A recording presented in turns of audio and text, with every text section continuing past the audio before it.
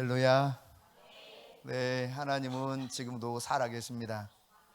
하나님은 지금도 역사하는 분이십니다. 오늘 우리가 하나님의 말씀을 함께 들으면서 우리가 그분의 음성을 잘 듣기 원하시는 이 진리를 깨닫고 그 약속된 진리 안에 풍성한 모든 것들을 우리가 다 누릴 수 있는 그 은혜의 길로 나갈 수 있기를 바랍니다.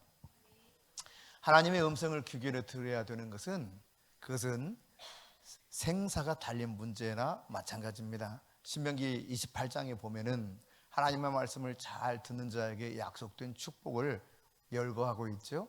그런가 하면 후반부에는 하나님의 말씀을 잘 듣지 못하는 자들에게 주어질 저주의 목록들이 쭉 열거되어 있습니다. 결국 하나님의 음성을 내가 잘 듣느냐 못 듣느냐, 이 말은 곧 순종의 문제와 연결이 되어 있고, 또 나아가서 이 문제는 생사의 문제가 연관된 것이라고 하는 것을 깨달아야 됩니다. 하나님의 음성을 듣지 못하면 우리가 어떤 인생의 방향을 잘못 설정할 수 있게 됩니다. 그러다 보면 나를 향한 하나님의 최고의 계획, 목적, 이것이 뭔가 뒤틀릴 수 있다는 사실이죠. 그렇기 때문에 여러분, 우리는 하나님의 음성을 잘 들어야 됩니다. 그래야 나를 향한 주님의 뜻, 주님의 계획, 온전하신 그분의 영광이 드러날 수 있기 때문입니다. 제가 이제 어려서부터 신앙생활을 했어요.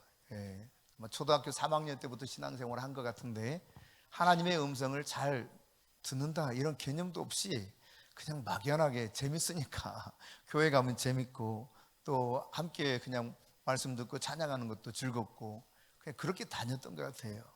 그게 이제 고등학교 들어가서는 좀 갈등을 내면 안에서 다양한 갈등이 있으면서 결국 고등학교 졸업하면서 제가 교회도 중단한 바가 있습니다. 그러다가 이제 군대에서 다시 교회에 나가면서 예수님 믿게 됐는데, 그때는 하나님이 살아계신다는 사실을 확실하게 알게 됐거든요. 진짜 하나님 살아계시는구나. 근데 여러분, 어떻게 하나님을 살아계시는 걸 알 수 있었을까요?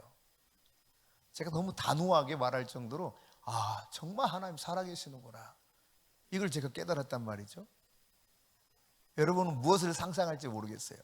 도대체 무엇 때문에 그 하나님의 살아계시다는 사실을 그렇게 확실하게 깨달았다고 말할 수 있을까? 저는 말씀을 통해서 깨닫게 되었습니다. 말씀이 진짜구나, 이게. 이 사실을 깨닫게 된 거예요.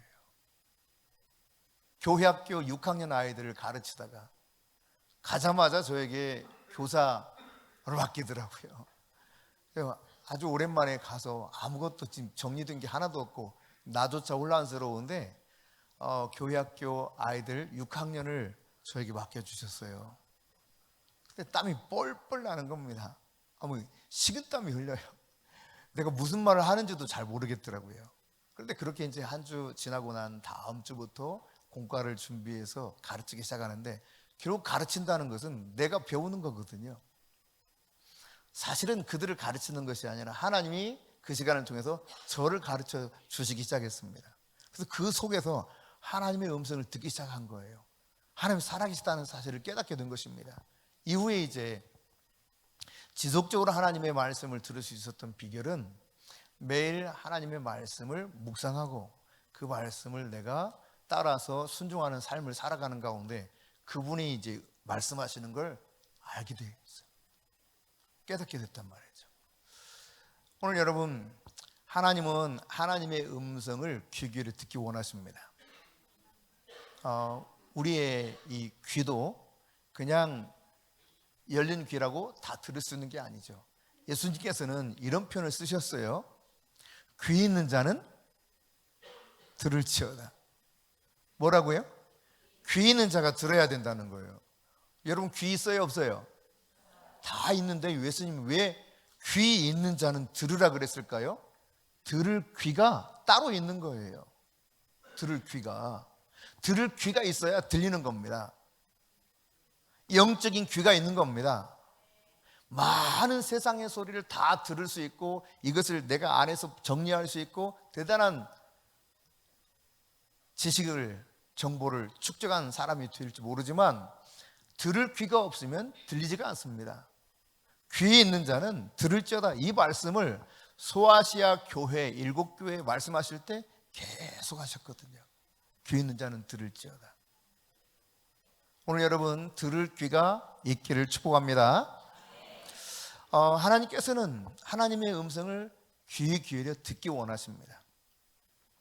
하나님의 음성을 듣는 것은 하나님의 명백한 뜻입니다. 그러므로 여러분 이 뜻에 따라서 우리는 그 음성을 들어야 돼요. 듣지 못하면 깨닫지 못합니다. 깨닫지 못하면 살아낼 수가 없습니다. 살아내지 못하면 약속에 담긴 것을 누릴 수가 없습니다. 여러분 아브라함은 믿음의 조상이라고 일컬어졌죠. 어떻게 하면 믿음의 조상 아브라함 같이 하나님이 인정하는 진짜 믿음의 사람이 될 수 있을까?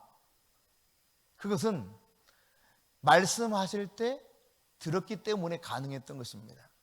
그분이 말씀하실 때 들었다는 말은 앞서도 표현했던 것처럼 순종하는 것입니다. 그 말씀하시는 것에 그대로 따라서 순종했어요. 그 결과 여러분 결정적인 순간 그는 실수하지 않습니다. 결정적인 순간 주님의 음성을 듣습니다. 그리고 주님 앞에 그가 완전한 순종으로 나갑니다. 자기의 아들, 유일한 아들이죠. 그 당시 독자입니다. 100살 때 낳았던 그 아들, 이 아들을 하나님 앞에 과감하게 드릴 수 있게 돼요. 혹시 여러분은 어떨는지 모르겠어요. 여러분의 자녀를 아브라함에게 요구하셨던 것처럼 나에게 바쳐라 그러면, 내 자녀들이 잘 되기를 원하는데 주님께 바치라 그러면 움찔하게 될 거예요. 이게 웬 날벼락, 어떻게 키운 내 새끼인데, 이런 마음이 더 크게 작동할 가능성이 매우 큽니다. 왜냐하면 평상시 하나님의 말씀을 듣는 것이 잘 훈련되어 있지 않기 때문에 그렇습니다. 내가 하나님의 말씀을 잘 듣다 보면 결정적인 순간 그분의 말씀을 붙잡고 믿음으로 살 수 있게 돼요. 사무엘상 3장 1절에 보면은 이 시대에 여호와의 말씀이 희귀했다 그랬어요. 그러니까 이상이 흔히 보이지 않더라. 말씀이 희귀했다는 말은 하나님이 이렇게 말을 잘 걸어오지 않는다는 의미입니다. 다른 말로 말하면, 여러분 우리가 사람과 관계 속에서 좀 말을 점점 안 하게 돼. 그럼 어떻다는 의미입니까? 관계가 소원해졌다 이야기죠. 멀어졌다는 이야기예요. 하나님의 말씀이 희귀하다 이 말은 하나님이 말씀하고 싶은데 그들이 듣지 않기 때문에 말씀하시는 것이 점점 줄어드시는 거예요. 그 이상이 흔히 보이지 않더라는 것이죠. 네. 그런데 여러분 이런 상황 속에도 하나님의 음성을 들었던 사람이 있죠. 그가 곧 어린 사무엘이었습니다. 이 사무엘은 한나가 기도하면서 하나님이 주신 아들로서 얻었고, 그는 기도할 때 나에게 아들을 주시면 나는 하나님께 온전히 바치겠습니다 그랬어요. 그리고 실제로 바쳤습니다. 수많은 사람들이 하나님께 내가 이렇게 응답해 주시면 내가 이렇게 할게요 라고 하는 약속을 많이 합니다. 그렇지만 많은 경우 저는 목표를 하면서 공수표를 날리는 분들을 참 많이 봤습니다. 예, 분명히 약속을 하고 분명히 내가 그렇게 하나님이 응답하시면 이렇게 하겠다고 약속을 해요. 그러나 그 약속은 온데간데 없어지는 일이 참 많습니다. 한 번은 지금 우리 MRS 스텝 1을 하고 있잖아요.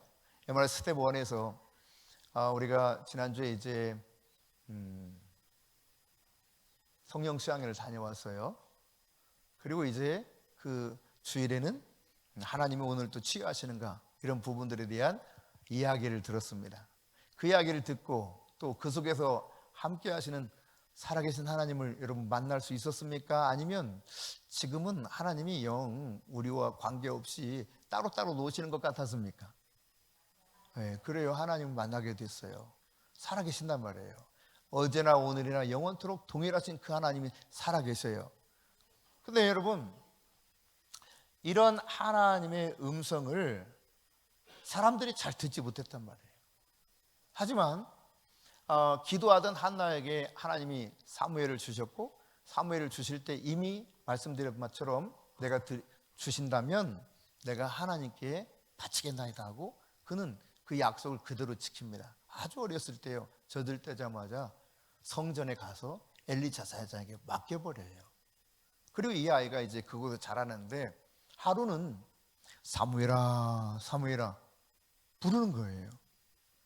벌떡 일어나서 엘리 제사장에게 갑니다. 저 부르셨어요? 근데 엘리 제사장이 뭐라 그래요? 아니야 나 너 부른 적 없어. 네가 혹시 긴장해서 그런지 모르겠는데 가서 푹 자라. 어서 자. 그럼 그랬을 겁니다. 근데 또다시 이제 잠자리에 누웠는데 하나님 또다시 부르십니다. 사무엘아 사무엘아. 다시 또 벌떡 일어나 제사장에게 가죠. 저 부르셨어요? 아니다 그래요. 이놈아 나도 좀 자야 되는데 어서 가 자. 쓸데없는 소리 하지 말고. 이랬을지도 모릅니다. 하여튼 가 자라 그랬어요.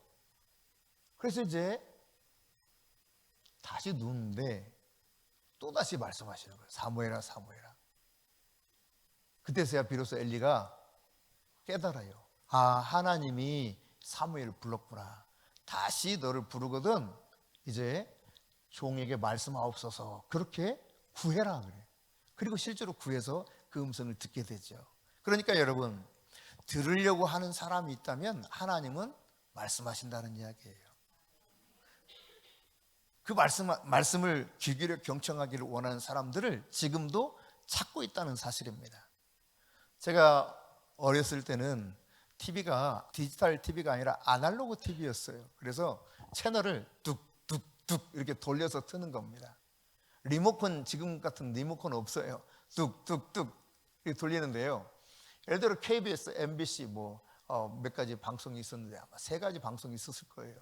2가지밖에 생각이 안 나는데 이게 딱 맞추면은 어느 날은 잘 나오다가 어느 날은 찌막해 화면이 거의 그냥 안 보이는 거예요. 소리만 찌막 한단 말이죠.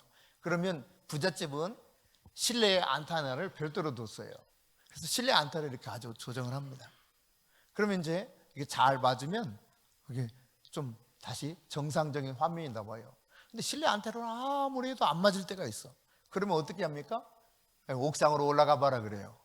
그리고 이제 옥상에 한 사람이 올라가서 이제 안테나가 그 당시 이렇게 있었단 말이죠. 그럼 이제 이거를 빙글빙글 돌리는 거예요. 됐어요? 아니다, 안 됐다. 잘 안 나와. 다시 돌려봐, 더 돌려봐. 그러면 조금 괜찮은데 조금만 잘 조정해봐. 해서 가지고 이제 위에서 조정하다가 마침내 주파수가 맞으면 정상적으로 나와. 근데 이것이 종종 그래, 종종. 네.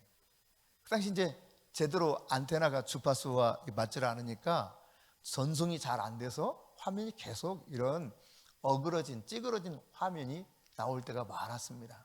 우리가 하나님이 계속 말씀하시는데도 이 말씀을 듣지 못하는 많은 경우는 그분에게 제대로 영적인 주파수를 못 맞추기 때문에 그래요. 네. 하나님 계속 말씀하시거든요. 네. 먼저 여러분이 깨달아야 될 아주 중요한 것 가운데 하나는 하나님은 지금도 말씀하고 계시고 그 말씀을 듣기 원하신다. 아멘? 그렇습니다. 그 가운데 하나의 말씀은 시편 103편 우리가 3절부터 5절을 읽었던 것처럼 우리의 모든 죄악을 어떻게 하신다고요? 용서하기 원하시는데, 그리고 그 모든 병도 어떻게 하신다? 고치시기를 원하신다. 그러니까 죄를 용서할 뿐만 아니라 병도 고쳐준다는 거예요. 그래서 좋은 것으로 우리의 손을 만족하게 해주신다, 이렇게 약속합니다. 내 청춘이 독수리같이 새롭게 해주겠다. 이것은 하나님의 말씀입니다. 그러니까 하나님이 말씀하셨기 때문에 하나님은 우리가 이 말씀을 그대로 받아들이기를 원해요. 근데 많은 사람들은 이 말씀에 대해서 지식적으로 알고는 있어요. 그리고 지금 여러분이 말씀하고 있는 것처럼 아멘도 해요. 그러나 정작 이 상황에 딱 마주하게 되면 그 말씀은 딴 이야기가 돼. 내 이야기가 돼야 되는데 내 이야기가 안 되는 거예요. 내 죄는 용서받지 못할 것 같고 내 병은 고쳐지지 않을 것 같아. 하나님이 여기까지 신경을 못 쓰실 것 같은 거예요. 하나님은요 말씀하셨고 그 말씀에 귀를 기울인 자를 통해서 지금도 역사하십니다. 지난주에 이제 하나님 오늘 또 치유하시는가 이 토크 이야기를 제가 하고 성령과 함께하는 그런 사역들을 같이 했어요. 어, 내내 잘 나오던 청년 고동근이라고 있습니다. 이 고동근 청년이 지난주에 결석을 했어요. 그래서 궁금해서 왜 안 나왔을까 그랬더니 나중에 알아보니까 몸이 너무 아파서 그냥 쉬고 싶었대요.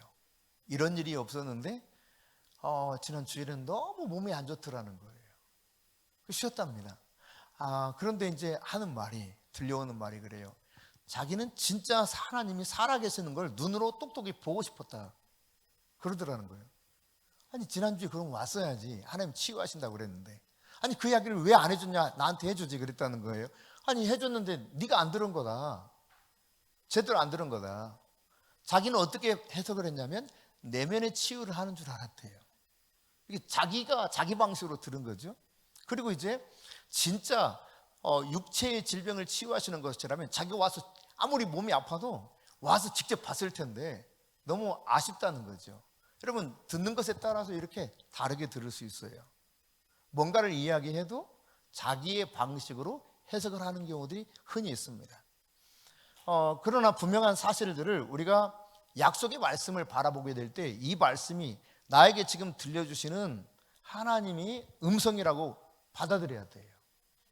1차적으로 하나님 말씀하시거든요.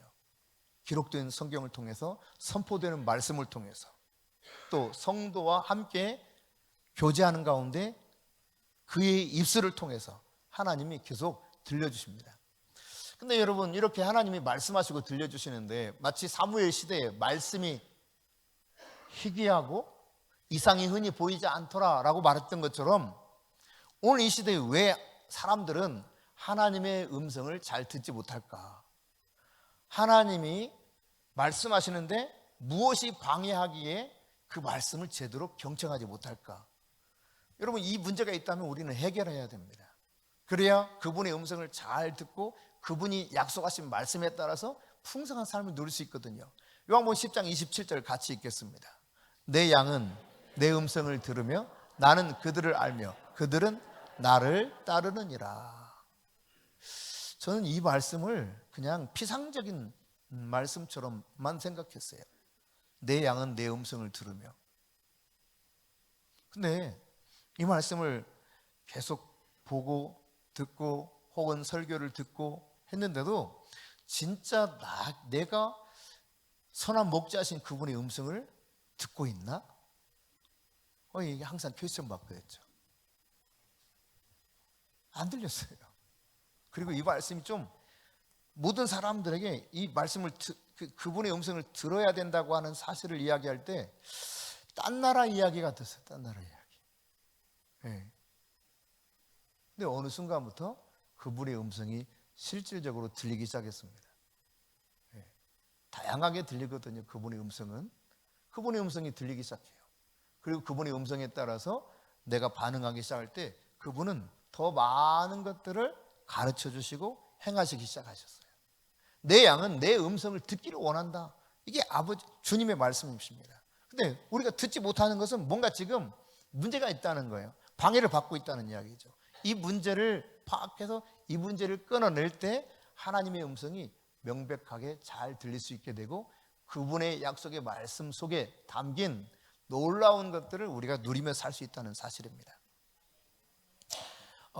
말씀 속에 담긴 약속들은요, 우리가 받아들인 만큼만 누릴 수 있습니다. 다시 말씀드립니다.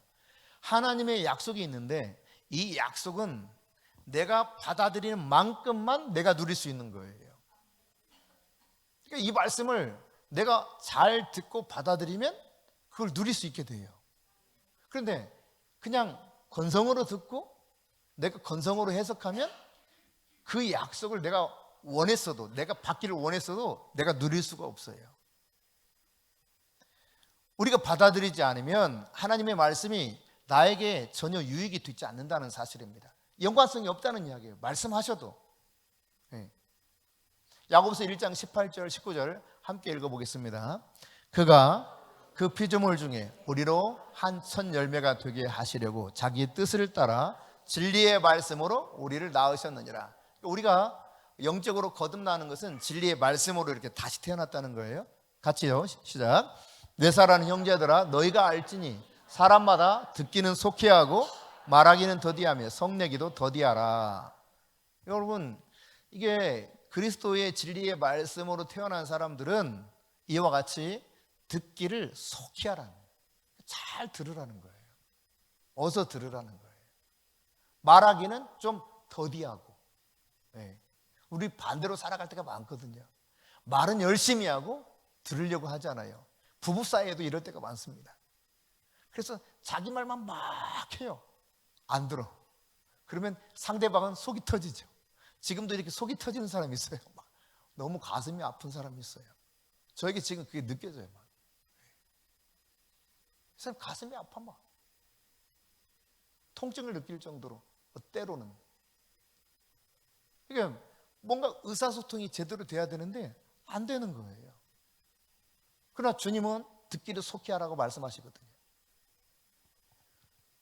그렇다면 여러분, 우리가 문제를 파악해야 우리에게 약속해 주신 구원의 문제, 치유의 문제, 회복의 문제, 이 모든 것들을 내가 누리며 살아가게 될 텐데 뭐가 듣지 못하게 방해할까? 먼저 여러분, 불신입니다. 불신. 나는 불가능하다. 나에게는 이런 일이 있을 수 없다. 그 말씀은 나와 상관이 없다. 믿지 않으려고 하는 거예요. 불신이에요. 예수님께서 제자들이 참 보면 어찌 보면 좀 답답할 때가 있거든요. 예수님 막 십자가 이야기하는데 갑자기 뚱땅짓 같이 이야기하지 않나? 우리가 나는 주의 보좌 우편에 나는 좌편에 막 하질 않나? 하여튼 뭐 노중에서 다투질 않나? 하여튼 좀 그래요, 이 제자들이. 그러니까 멋지고 뛰어난 제자처럼 보이지는 않아요. 성경에서 나타나는 걸 보면. 근데 예수님이 이런 부분을요 전혀 나무라지 않습니다. 그냥 이걸 다 보고 계시고 그냥 필요하면 또 가르쳐 주세요. 근데 한 가지 나무란 게 있습니다. 책망한 게 있습니다. 제자들을 단호하게 책망한 일이 있습니다. 그게 무엇일까요? 그게 바로 믿지 못할 때였어요. 너희가 어찌하여 믿지 못하느냐는 거예요.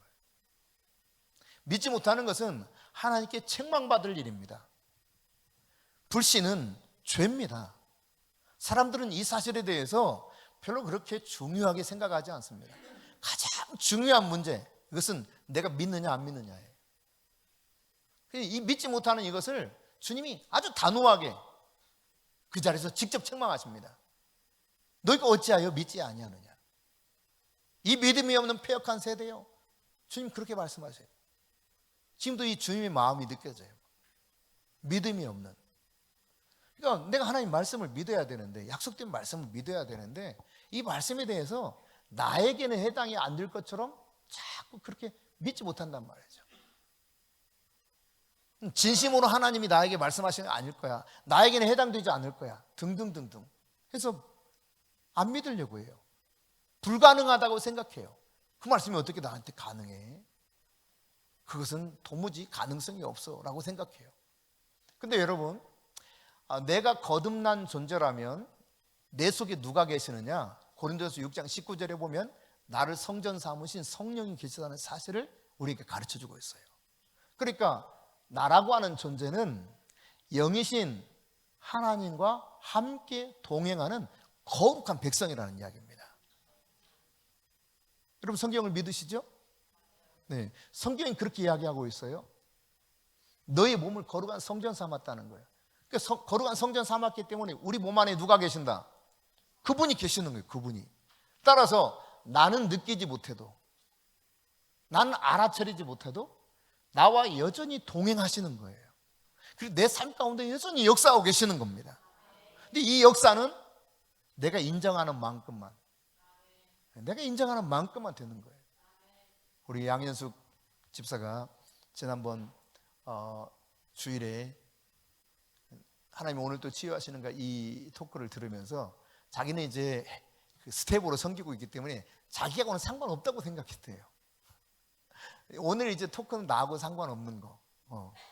별로 관심을 안 기울였어요. 듣다가 오른쪽 어깨 아픈 사람 치유할 때 자기는 자기하고 상관이 처음에 없는 줄 알았대요. 그런데 주님이 지난 주일에 만져주신 거예요. 아니, 주님은 주님께 나와오는 자를, 나와서 구하는 자에게 은혜를 베풀어 주십니다. 혈루증 앓던 여인도 예수께 나올 때 역사가 일어났거든요. 믿을 때 역사가 일어난 거예요. 백부장의 종이 죽어갈 때 백부장이 와서 예수님께 요청을 해요. 야이로의 딸이 죽어갈 때도 야이로가 와서 요청을 합니다. 물론 때로 주님께서 긍휼히 여기셔서 치유해 주실 때도 있지만 거의 대부분의 이 성경의 기록들은 사람이 직접 자신의 원함을 하나님 앞에 요구할 때, 그때 주님께서 일하시는 것을 볼 수 있습니다. 그래서 여러분 38년 동안 베데스다 연못가에서 전혀 치유받지 못했던 이 사람에게 예수님 만나서 물으시잖아요. 네가 원하는 것이 뭐니? 물어요. 네가 원하는 게 뭐니? 그때 이 사람은 수치를 느낍니다. 수치.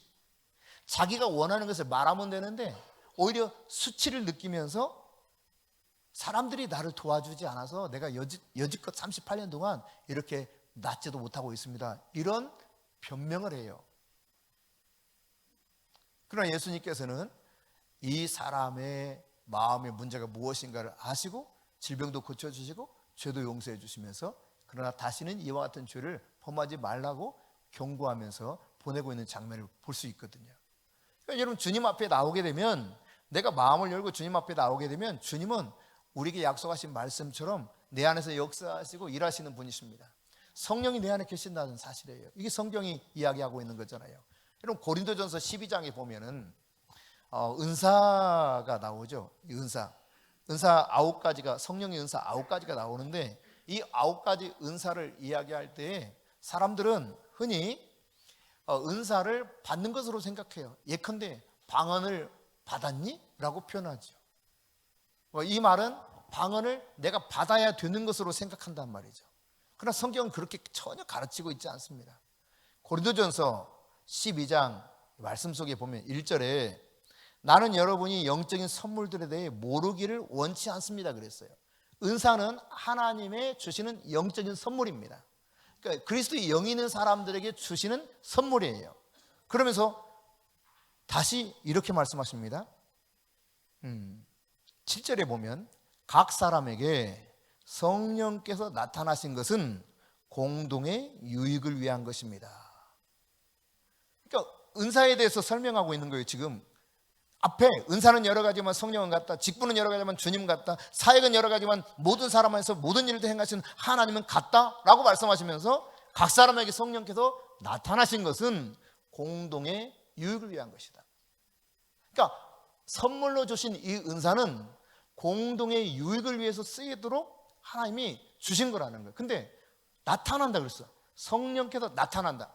내가 은사가 받은 것이 아니라 내 안에 계신 성령이 나타나셔서 때로는 지식의 말씀으로, 때로는 지혜의 말씀으로, 영분별, 때로는 능력행함, 믿음, 때로는 예언함, 방언함, 방언통화함.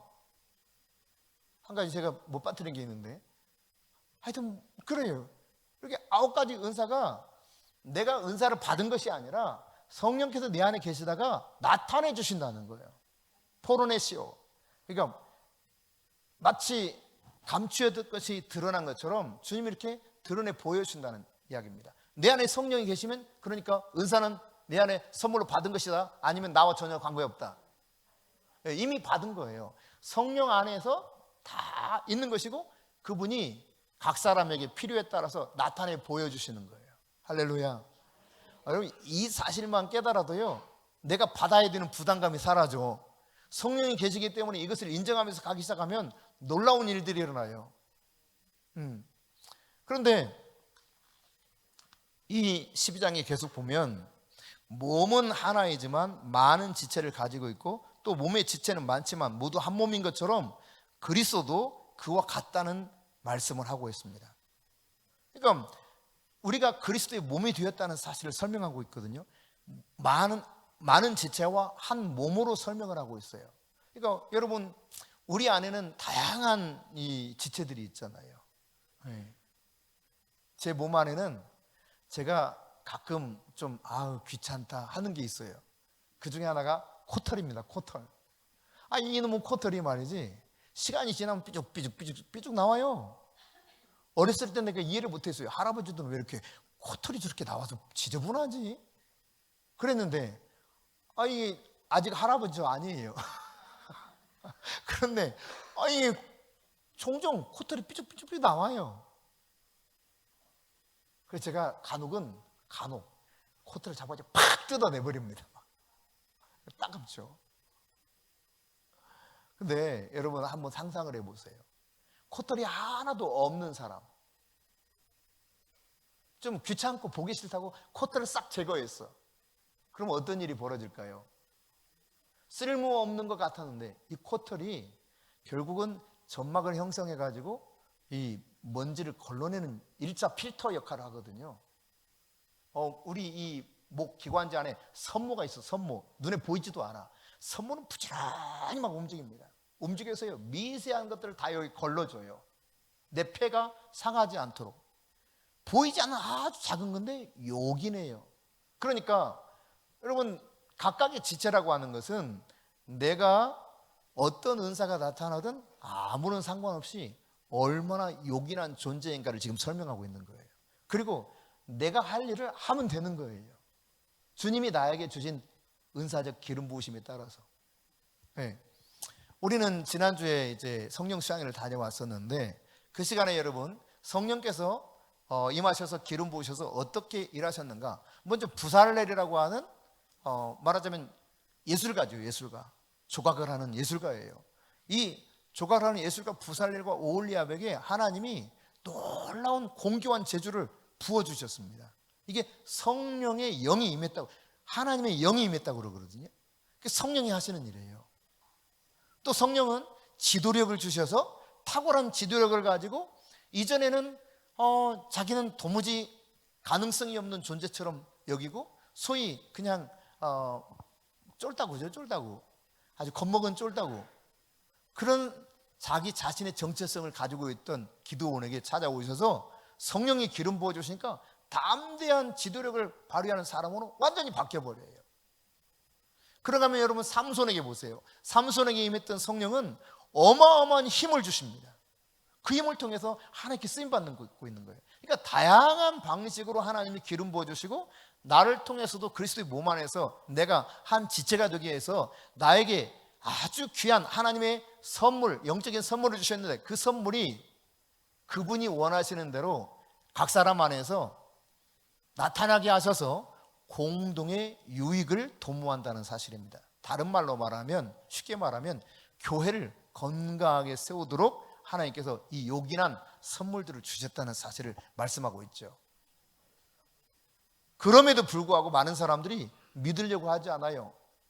히브리서 11장 1절에 보면 믿음은 바라는 것들의 실상이라 그랬습니다. 내가 믿는다라고 하는 것은 내가 원하는 것을 이미 가진 거예요. 믿음은 바라는 것들의 실상이요 보이지 않는 것들의 증거니. 여러분 증거라고 하는 것은 발판이라는 뜻이 있거든요. 그러니까 기초라는 뜻이 있어요. 기초. 믿음이라고 하는 것이 바라는 것의 실상이요 믿음은 바라는 것들의 실상이요 보이지 않는 것들의 증거다. 그러니까 안 보이는데 이미 나는 그것을 확실하게 가지고 있다는 이야기예요. 그러니까 여러분 기초가 튼튼하면 건물을 잘 올릴 수 있습니다. 그러나 기초가 엉성하면 무너지죠. 삼풍백화점 무너져서 죽은 이들이 많았지 않습니까? 이런 일들은 비일비재하게 전 세계에서 일어나고 있습니다. 특히 중국의 건물들이 그냥 폭삭 주저앉는 일들을 여러분이 아마 뉴스를 통해서 본 적이 있을 거예요. 왜? 제대로 기초공사를 안 하고 제대로 뭔가 골격을 세우지 않았기 때문에 일어난 일들이죠. 그러니까 믿음이 바로 이런 거예요. 나에게 믿음이 있으면 하나님이 약속하신 모든 것들을 내가 누리고 나를 통해서 행하시는 하나님과 함께 할 수 있다는 이야기입니다. 사도행전 3장에 보면 안진병이 고쳐주는 사건이 나오거든요. 베드로가 그런데 이 안진병을 고칠 때 뭐라고 했냐면 그를 주목하여 보니까 고침받을 만한 믿음이 있었다는 거예요. 그래서 뭐라고 말합니까? 사도행전 3장 16절 시작. 그 이름을 믿음으로 그 이름이 너희가 보고 아는 이 사람을 성하게 하였나니 예수로 말미암아 믿음이 너희 모든 사람 앞에서 이같이 완전하게 낫게 하였느니라. 그러니까 믿음이 이렇게 우리 안에서 역사하는 거예요. 다른 사람의 믿음이 아니라 내 속에 있는 믿음이. 히브리서 11장 6절은 믿음이 없이는 하나님을 절대로 기쁘시게 할 수 없다 그랬습니다. 여러분, 하나님의 기쁘시게 할 수 있는 하나님의 자녀들이 될 수 있기를 축복합니다. 믿음이 없이는 하나님을 기쁘게 할 수가 없습니다. 무엇을 그러면 믿어야 되는 것입니까? 두 가지만 믿으면 돼요. 두 가지만. 첫째, 하나님이 살아계신다. 이게 굉장히 중요해요. 하나님이 살아계신다. 여러분, 마가복음 11장 22절에서도 뭘 말씀하고 있냐면 산을 옮길 수 있다고 그러는데 무엇 때문에 산을 옮길 수 있다고 그러느냐? 하나님을 믿을 때 산을 옮길 수 있다는 거예요. 많은 사람들이 이 믿음을 이야기할 때 어떤 생각을 하냐면 나의 감정 기복에 따라서 내가 오늘은 믿음이 좋은 것 같다가 내일은 믿음이 사라지는 것처럼 느낄 때가 있어요. 근데 이게 믿음 아니에요. 이건 단순한 감정이에요. 믿음이라고 하는 것은 무엇을 믿는 것이냐? 말씀을 믿는 것입니다. 그래서 로마서 10장 17절에 믿음은 들으면서 나고 들음은 그리스도의 말씀으로 말미암았다 그랬어요. 그러니까 믿음이라고 하는 것은 말씀이 곧 나에게 들어와서 믿음이 되는 거예요. 그러니까 하나님을 믿는 겁니다, 여러분. 하나님 믿는다는 것은 말씀을 믿는 거예요. 그 말씀을 믿으면 되는 거예요. 예. 내가 조금 모자라도 괜찮아요. 내가 조금 지식이 없어도 괜찮아요. 내가 좀 성경 몰라도 괜찮아요. 그러나 성경 말씀을 그대로 믿기 시작하면 살아계신다, 그분이 하나님이. 그리고 나는 그분의 말씀을 나는 믿는다 하면 내 안에서 놀라운 일들이 일어나기 시작한단 말이에요. 또 뭘 믿으라 그랬습니까? 자기를 찾는 자들에게 상 주시는 이심을 믿어야 된다는 거예요. 그러니까 주님 찾아가는 것이 중요하다는 이야기입니다. 믿음을 가지고 주님께 찾아가는 게 너무너무 중요한 거예요. 한 번은 여러분 소경들이 예수님 앞에 나오잖아요. 바디메오라고 하는 소경, 디메오 아들, 특별히 이 사람에 대해서 더 집중적으로 조명시키는데 이 바디메오가 네가 뭘 원하니 물을 때 보기를 원한다 그래요. 날 때부터 아예 시각 장애가 있었습니다. 못 보던 사람이에요. 보기를 원한다. 그때 예수님께서는 내 믿음대로 될지어다 선포하거든요. 결국은 믿음입니다, 여러분. 믿음이 이와 같이 놀라운 일들을 행한다는 사실. 그러므로 믿지 못하게 방해하는 불신과 싸워야 돼요. 아멘. 불신의 영과 싸울 수 있기를 바랍니다. 믿지 못하게 방해하는 어둠의 영을 여러분이 예수 그리스도의 이름으로 추방시켜 버리세요. 믿지 못하게 하는 마음이 드는 것은 절대로 하나님 주신 것이 아닙니다. 마귀가 주는 거예요. 마귀가 믿지 못하게 하는 거예요. 하나님은 믿음을 주셔요. 믿음을. 그 믿음으로 우리를 구원받게 하셨거든요. 구원받을 만한 믿음이 있다는 것은 동일하게 지금도 역사하시는 하나님의 놀라운 약속들을 내 안에서 성취될 수 있다고 하는 사실을 내가 온전히 누릴 수 있는 믿음 이상이라는 사실입니다. 이는 구원이 얼마나 놀라운 선물입니까? 근데 구원을 해 주셨는데 나머지는 안 해 주신다? 이게 말도 안 되는 거예요. 그러니까 태어나게 해주고 그냥 너는 네 알아서 살아라 하는 부모가 없는 것처럼 우리를 구원해 주셨는데 믿음을 통해서 이제 네가 알아서 해 라고 하지 않는단 말이에요. 말씀을 통해서 꾸준히 가르치시고 그 말씀을 내가 받아들일 때 내가 믿음으로 반응할 때 내 안에서 하나님은 역사하시는 거예요. 할렐루야. 이 진리들을 잘 깨달아가면 누구라도 하나님이 역사하시는 통로가 될 수가 있습니다. 네. 그러므로 여러분, 나는 안 된다, 나는 불가능하다, 나에게는 이런 일이 없을 거다, 이렇게 거짓으로 속삭이는 마귀를 여러분 물리칠 수 있기를 바랍니다. 또 한 가지는 이런 겁니다. 여러분, 우리가 인간이라고 하는 것이 데살로니가전서 5장 23절의 말씀을 기초로 해서 살펴보게 되면 우리 인간은 영과 혼과 몸으로 이루어졌다. 즉 영, 혼, 육으로 이루어졌다는 사실을 언급하고 있어요. 창세기 2장 7절도 이 사실을 뒷받침해 주고 있거든요. 흙으로 사람을 빚으시고 그 코에 생기를 불어넣으니 그가 생명이 된지라 그랬어요. 여기 생명이 된지라라고 하는 개역 개정 성경의 말씀을 조금 정확하게 그 의미를 전달하기 원한다면 살아있는 혼이 된지라, 그 뜻입니다. 자, 여러분, 살아있는 혼이 있다는 것은 어떤 것이 또 전제되어 있습니까? 죽은 혼이 있다는 이야기예요. 그러니까 내가 산 혼이 내 속에 있는지 죽은 혼이 있는지, 이게 관건이에요. 관건. 굉장히 큰 차이를 가져와요. 근데 살아있는 혼이 되기 위해서는 뭐가 필요하다는 사실을 알려주고 있습니까? 생기가 필요해요. 생기. 이 생기는 루아흐, 그래서 하나님의 영입니다. 즉 성령입니다. 성령이 내 안에 들어올 때 나는 비로소 살아있는 혼이 되는 거예요. 살아있는 혼. 그래서 여러분, 에베소서 2장 1절 이하에 보면 전에는 너희가 죽었었던, 너희가 그런 표현 쓰거든요. 그러니까 예수를 믿지 못했을 때는 죽었던 혼이라는 이야기입니다. 아무리 똑똑해도 그 사람은 죽은 사람이에요. 여러분, 죽은 사람 부러워해요? 아이고, 혹시 그런 사람 있을지도 모르겠다, 우울해가지고. 예, 여러분, 산 사람, 산 개만 또 못하다고 그러잖아, 죽은 사람이. 사는 게 좋죠, 살아있는 게. 물론 우리는 영원히 살게 되겠지만, 어쨌든 여러분, 살아있는 혼이 중요한 겁니다. 살아있는 혼. 이것은 생기인 루아흐, 하나님의 영이 임할 때 가능한 거예요. 그렇다면 여러분, 이런 생각을 해봐야 돼요. 여러분은 육신의 건강을 위해서 어떻게 합니까? 운동하죠? 우리 현주도 운동하니? 숨쉬기 운동? 우리 김혜린 청년회장은 운동을 하고 있다 그랬어요. 네, 열심히 뛰고 있다 그랬어요. 몸을 만들고 있다고. 제가 어느 날 그랬거든요. 하나님이 주신 은사는 다양하다. 자연적인 재능을 통해서도 일하신다. 지금까지 태권도 4단 만들어 놨는데 언젠가 이걸 쓸 수 있단 말이에요, 하나님이. 그리고 본인도 이제 그런 깨달음이 온 거예요. 그래서 내가 몸을 유지하고 단련시켜야겠구나. 사실 열심히 달려, 매일매일. 맞아요? 매일은 아니구나. 그게 루틴이 깨졌어. 깨진 루틴을 다시 복원시켜야 돼요. 육을 위해서는 육을 개발해야 돼요. 제가 어제 우리 청년 김지훈 자매 결혼식에 갔다가 막 이제 그 예식장에서 나오려고 하는 에스컬레이터를 타고 내려가려고 하는데 누가 이렇게 반대편에 올라오면서 저를 뻔히 쳐다봐요. 그래서 저 사람이 왜 나를 저렇게 쳐다볼까? 그러더니 목사님 그러는 거예요. 그래서 딱 보니까 제가 마지막으로 사역했던, 부목사로 마지막으로 사역했던 광암교회 집사님이 계세요. 이웅재 집사님이라고.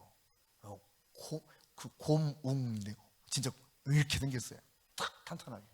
그래서 제가 반가워서 이렇게 딱 껴안았습니다. 딱 껴안는 순간 와, 몸이 탄탄해. 아주 근육질이야. 나이가 지금 60대 후반이거든요. 근데 어디 딱 하는데 이야, 생각보다 아주 몸이 탄탄한 걸 느꼈어요. 난 그렇게 운동하는지 몰랐거든요. 근데 몸을 딱 만지는 순간 이분이 진짜 운동을 하면서 자기 관리를 엄청 하는구나, 이걸 알게 됐어요. 권영선 집사님이라고 그때 당시 또 사역했던 교회에 권영선 집사님 계셨어요. 이분은 이제 김혜수 지금 권사님이 됐는데 그분의 남편입니다. 한 번은 이 김혜수 집사님이 나한테 자랑하시더래요. 목사님, 우리 권 집사요, 몸 아주 튼튼해요. 얼마나 근육이 대단한지 몰라요. 막 뒷근육도 나온다는 거예요. 그래서 진짜요? 그렇다는 거예요. 아니, 어떻게 그렇게 가능하죠? 그때 당시 50대. 그래서 아니, 나이도 좀 있을 만큼 있는데 어떻게 그렇게 됐느냐 그랬더니 하루에 최소한 1시간 반씩 헬스장을 꼭 간다는 거예요. 다른 일 못해도 지금 몇십 년을 그렇게 해왔다는 거예요. 당연히 그러면 근육이 생기겠죠.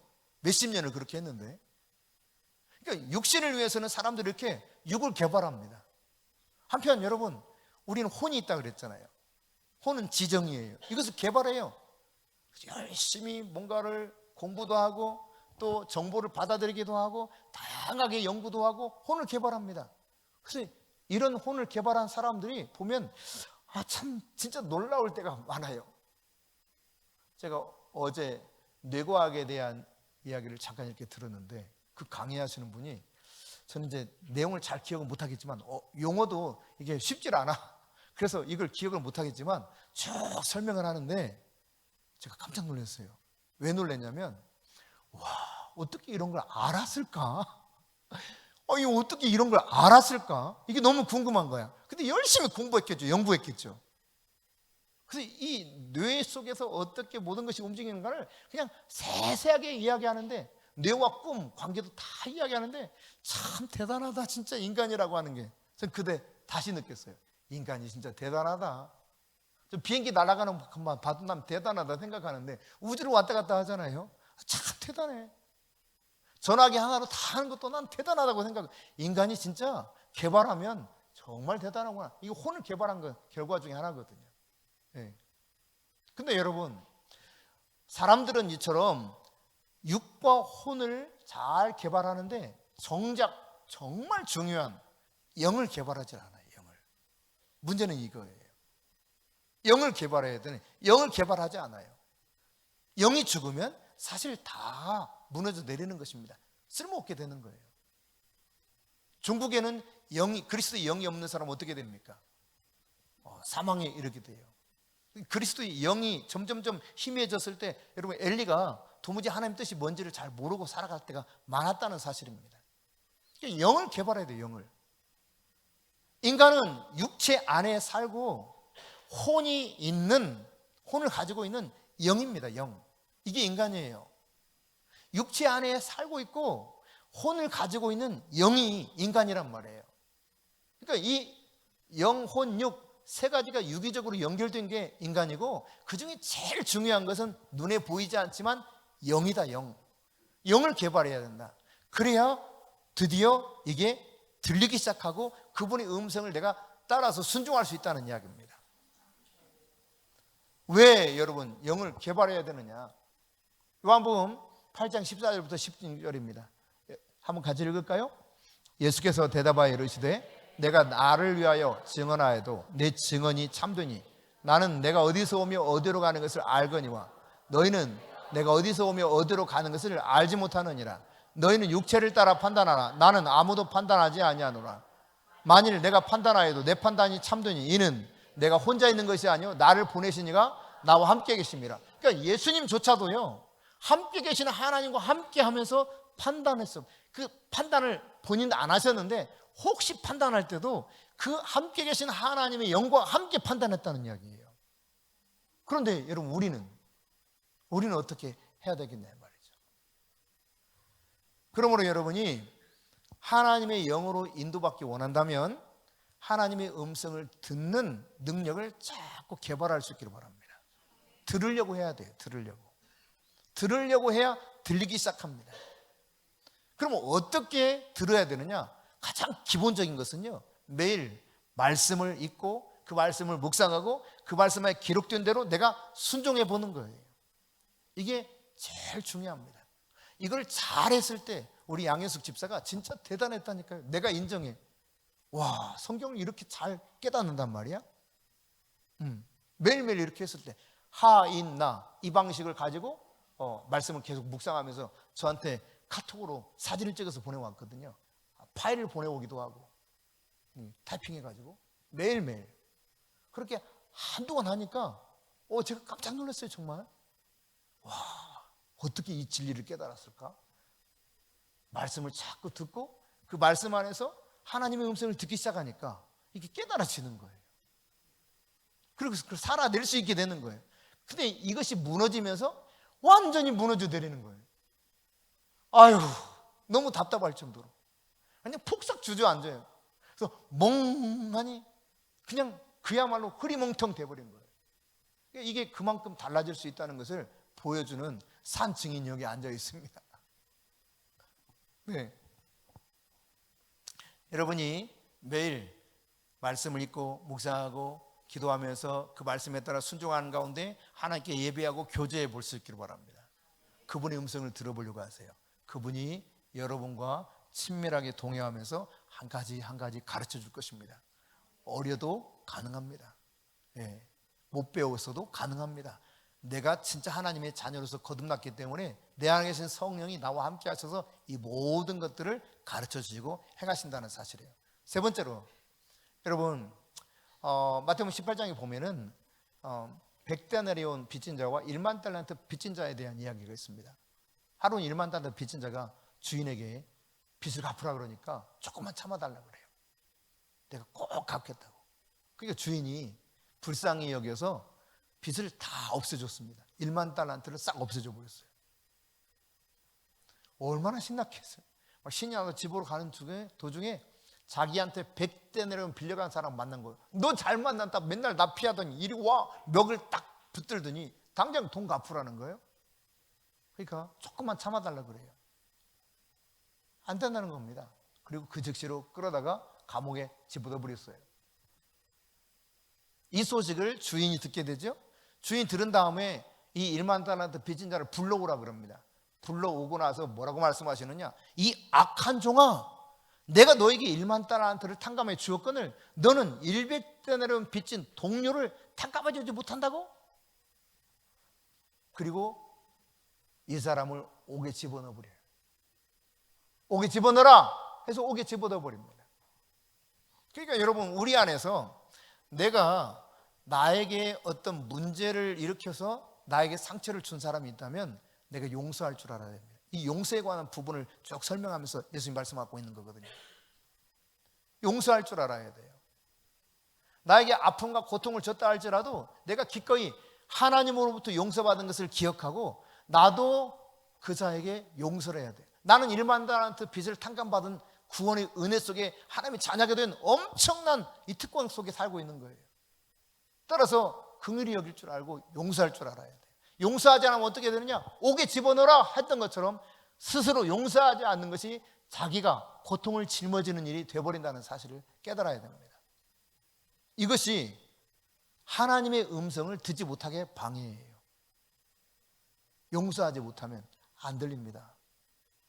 용서하지 못하면 주님의 음성이 아무리 이러이러하다 할지라도 그건 그렇고 제껴둬요. 안 들어요. 여러분, 예수님께서 제자들에게 기도를 가르쳐 주신 일이 있어요.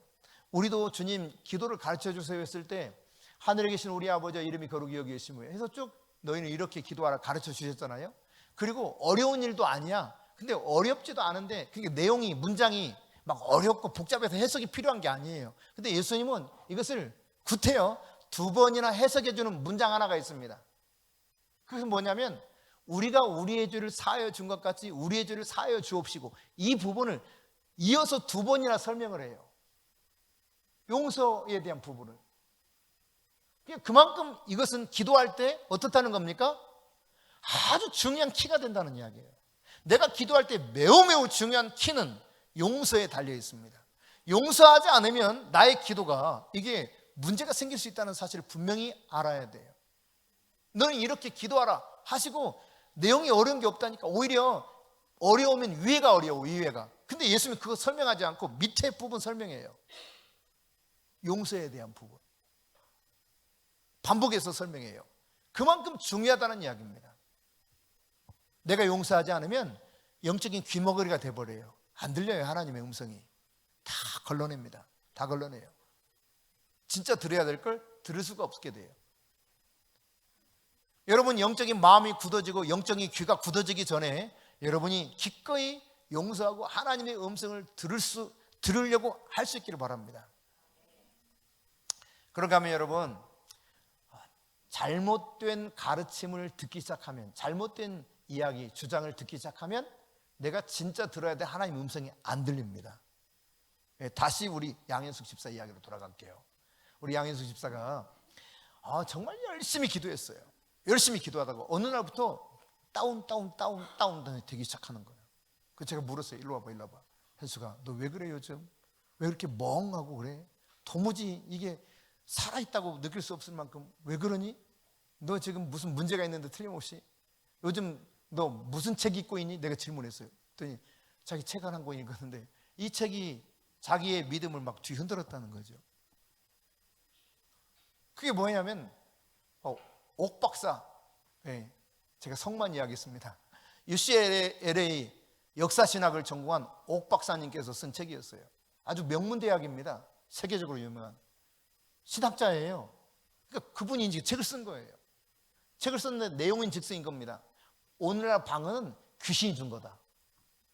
그래서 나름대로 논리를, 박사니까 얼마나 논리적으로 잘 쓰겠어요. 근데 그 논리라고 하는 것이 결국은 내가 주장하고 싶은 것을 이 책 저책에서 다 가져다 쓰는 거거든요. 그리고 나의 주장이 그래서 이게 옳다라고 하는 것을 말하는 거예요. 그러니까 이 책을 읽더니 이게 이제 기도하는 걸 자꾸 나 그러면 귀신이 내 속에서 일어나 어머 나 기도하면 안 되겠네 이렇게 된 거죠. 완전히 엉망진창이 된 거예요. 네, 그랬어요. 그 책 당장 가져오라. 쓰레기 버려요. 쓰레기. 그 쓰레기야, 쓰레기. 완전 오염시키는 쓰레기. 왜 그러면 이런 책을 그 똑똑한 역사신학 박사가 쓰느냐? 왜? 영을 모르기 때문이래요. 성령을 모르기 때문에. 이미 이전 시대에 끝났다는 거예요. 기적은. 이걸 주장하는 걸 믿기 때문에 그래요. 그럼 이 사람은 왜 이렇게 믿었을까요? 그런 신학을 배워서 그래요. 그런 신학을 배워서 그 신학적인 토대하에 잘 연구해가지고 논문 써서 박사학위 받아놓은 거지. 말하자면, 쉽게 표현하자면. 그렇기 때문에 자기 주장을 또 하는 거죠. 근데 이 말을 자꾸 들으면 진짠가 보다 생각해. 더욱이 권위자라고 생각하는 박사, 교수라는 타이틀이 딱 붙잖아요. 그럼 사람은 꾸벅 죽어. 여기서부터. 그래서 그 말이 진짜처럼 받아들이기 시작하는 거예요. 그래서 여러분, 듣는 것이 중요한 것입니다. 기적의 시대가 과연 끝났는가? 히브리서 13장 8절은 뭐라고 말합니까? 예수 그리스도는 어제나 오늘은 영원토록 동일하시다는 이야기예요. 예수님이 동일하시다는 것은 예수님 말씀 그 능력 똑같이 오늘날도 같다는 이야기입니다. 그 예수님 뭐라고 말씀하십니까? 요한복음 14장 12절에 너희가 내가 한 것을 한다라고 말씀하셨어요. 나보다 더 큰 일을 한다 말씀하셨어요. 왜? 내가 아버지께로 감이니라. 이 말은 무슨 말이냐? 보혜사 성령을 보내주시다는 이야기입니다. 그러니까 성령 안에서 우리가 이 놀라운 일들을 할 수 있다는 사실을 분명하게 말씀하고 있어요.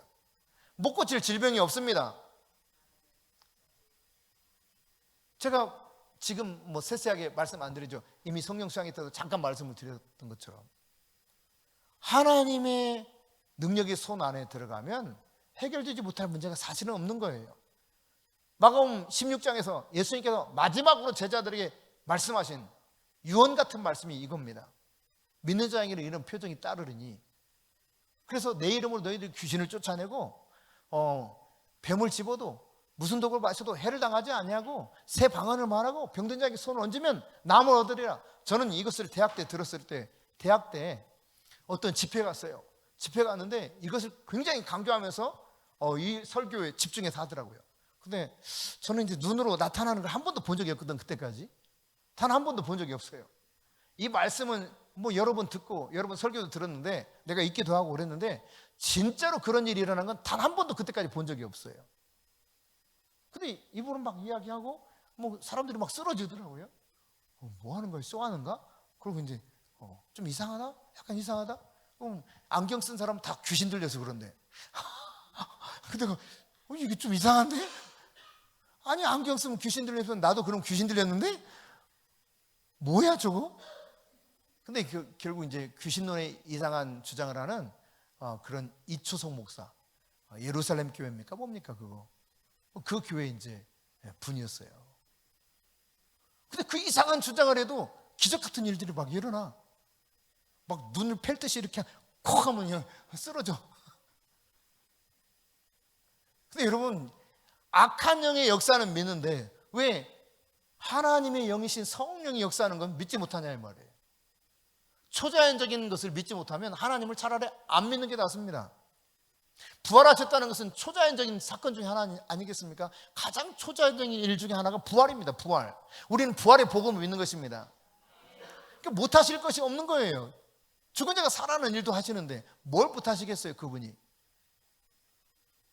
그럼에도 불구하고 안 믿으려고 한단 말이죠. 안 믿으려고. 고린도후서 8장 9절입니다.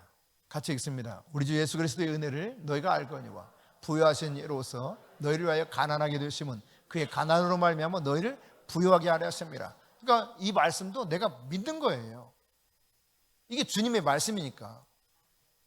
히브리서 6장 14절은 무엇을 말합니까? 시작.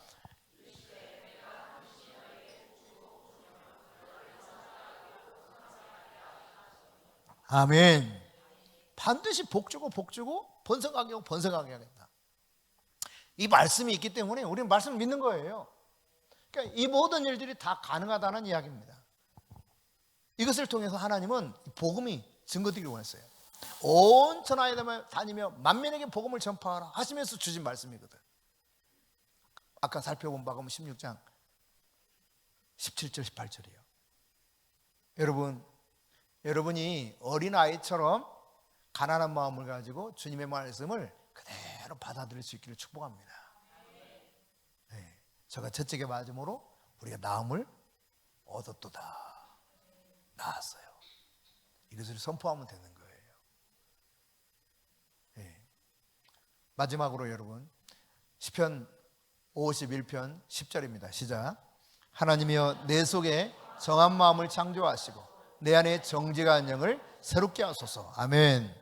정한 마음, 그러니까 깨끗한 마음이죠. 정직한 영, 이것이 없이는 하나님의 음성이 안 들려요. 들리질 않아요. 나에게 정한 마음이 필요해. 나에게 정직한 영이 필요해요. 그래서 다윗이 비로소 깨닫고 회개한 다음에 하나님 앞에 요청했던 게 바로 이것입니다. 그런 다음에 주의 성신을 내게서 거두지 마옵소서 요청하지요. 그동안 멀쩡한 왕으로서 살았는데 주님의 음성이 들리지 않았던 거예요. 왜? 정직하지 못했기 때문에, 부정한 마음이 있었기 때문에. 오늘 여러분 이런 문제점들이 나에게는 뭐가 있는가 잘 살펴보시고 해결받으면서 주님의 음성을 점점 잘 들을 수 있기를 바랍니다. 어린아이였다가 점점 좀 자라면 다양한 분야의 이야기들도 알아듣게 돼요. 복잡한 말씀들도 알아듣게 됩니다. 성령 안에서 여러분이 잘 자라갈 수 있기를 축복합니다.